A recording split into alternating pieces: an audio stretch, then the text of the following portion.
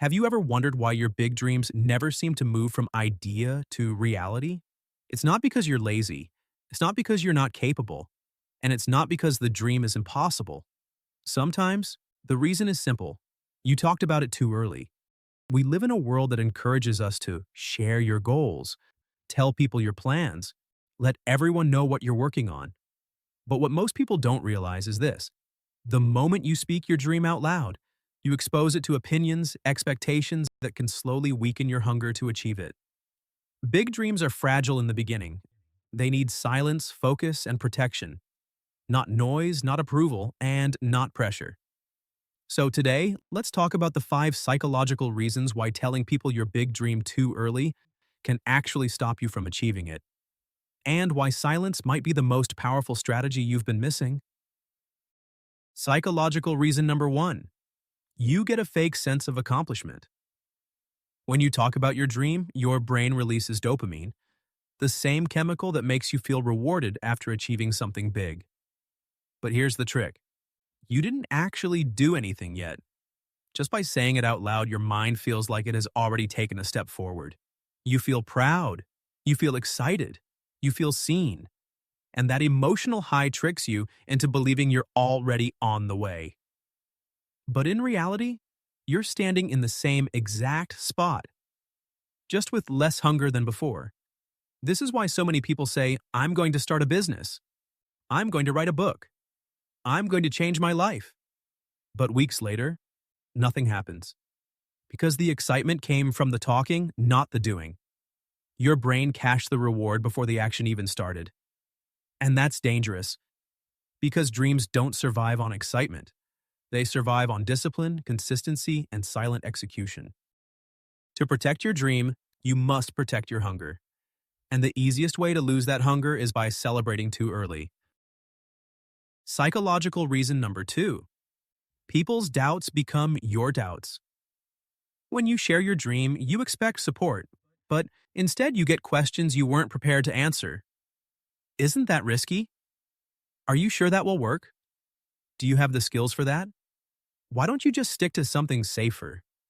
Even if you're strong, even if you believe in your dream, hearing these doubts repeatedly starts to plant seeds in your mind. And the saddest part? Most people aren't trying to hurt you. They're simply speaking from their own fears. Their fear of failing, their fear of taking risks, their fear of stepping out of comfort. But the biggest danger is this. They cannot see your vision. They don't have your fire. They don't feel your calling. Yet somehow, their doubts become louder than your intuition. Their fear becomes your logic. Their limits become your limits. Dreams die quietly, not because they're impossible, but because someone who couldn't understand them convinced you to shrink them. That's why protecting your dream in silence is so important. Because most people speak from fear, not insight. Psychological reason number 3. You start working for approval, not for progress. The moment people know your dream, you feel watched. Now every decision feels like a performance. Every failure feels embarrassing. Every slow progress feels like humiliation. And every move feels judged. Instead of doing what's best for the long-term success of your dream, you start doing what looks good to others. Quick wins, visible progress, small achievements that seem impressive on the surface but don't build anything meaningful beneath. You begin prioritizing perception over execution because you don't want to look like someone who talks big and achieves nothing. You don't want to seem slow. You don't want to look like you're falling behind. And slowly, your dream becomes a show, a performance, an image you're trying to maintain instead of a purpose you're trying to build. But real dreams, the ones that change your life, are built in the dark, in silence, away from eyes, away from judgment, away from pressure. When no one knows what you're working on, you're free to experiment, to fail quietly, to learn without shame, to start over without explanation. Approval is a prison. Silence is freedom. Psychological reason number 4. You get stuck in explaining mode instead of action mode. When you tell people your dream, you open the door to endless conversations. How are you going to do it? What's your plan? What's the timeline? What's your backup plan? And suddenly, you spend more time explaining the dream than actually building it. The more people you talk to, the more opinions you gather. Some supportive, some critical, some confusing, some completely irrelevant. And because you're now busy answering questions, clarifying intentions, defending your choices, and rethinking every detail, your momentum slows down. You start planning more than acting. You start thinking more than trying. You start talking more than doing. Dreams grow through movement, not conversation.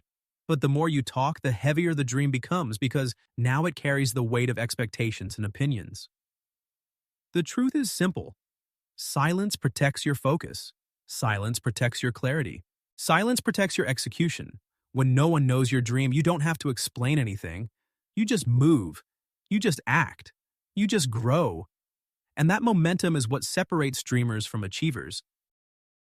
Psychological reason number 5. You get the wrong kind of feedback. In the early stage of your dream, you're still shaping it, testing it, exploring it. You need clarity, truth, and practicality. But when you tell your dream to family or close friends, you rarely get honest feedback. You get supportive feedback, the type meant to encourage you, not guide you. They might say, "That's amazing. You should totally do it. I'm proud of you." But they're not saying this because they understand your dream. They're saying it because they love you and don't want to hurt you. And that comfort can be dangerous because it can make your dream look easier than it really is. It can make your direction feel clearer than it really is. It can make your plan seem perfect when it's not. On the other side, you might also get overly protective feedback. "Are you sure? Maybe wait a bit.